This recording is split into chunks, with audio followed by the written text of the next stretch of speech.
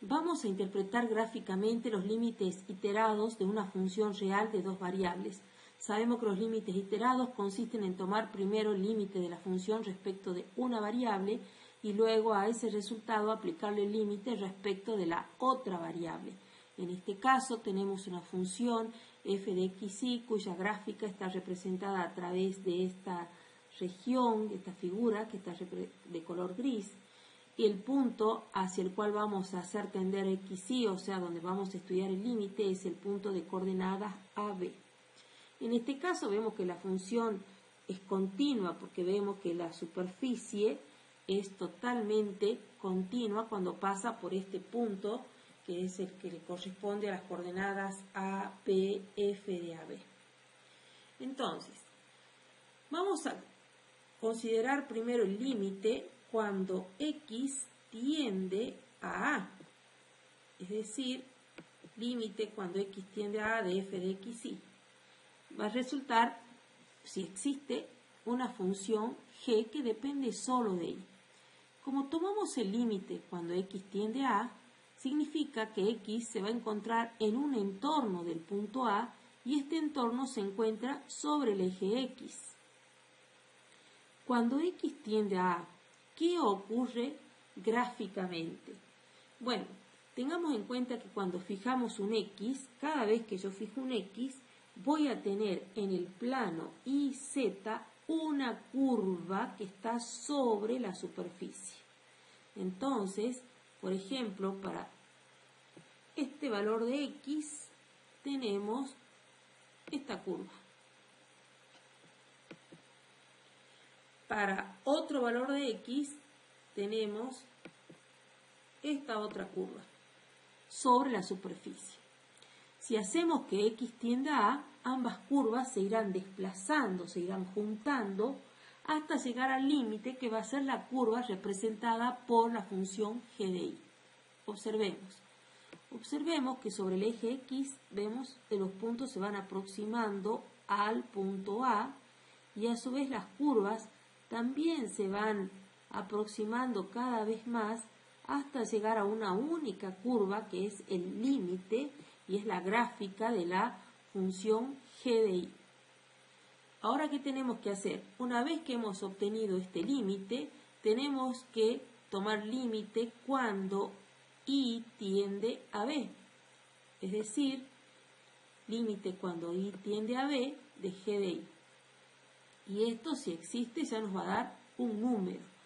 Entonces, como ahora vamos a tomar respecto de y, vamos a considerar un entorno del punto B y este entorno va a estar sobre el eje Y. Bueno, grafiquemos este entorno. Tenemos que este es el entorno del punto B y en este entorno van a estar los valores de Y que se van a ir aproximando a B. Pero ahora, como solamente tenemos la variable Y, cada que fijemos un Y, vamos a tener un punto sobre la curva g de y. Entonces, veamos los puntos. Tenemos un punto para un valor de y y otro punto del otro lado del intervalo para otro valor de y.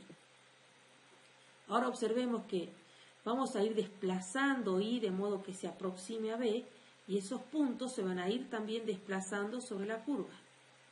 Observamos que y tiende a b por ambos lados y los puntos sobre la curva se desplazan hasta llegar a este punto que le corresponde al valor f en AB.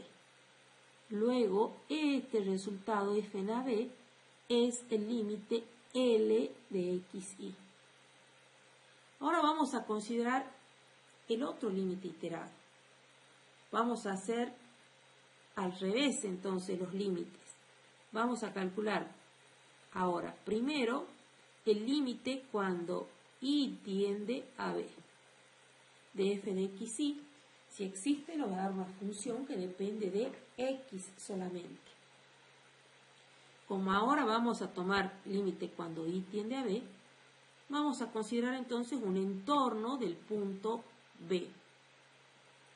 Por ejemplo, tenemos este entorno del punto B.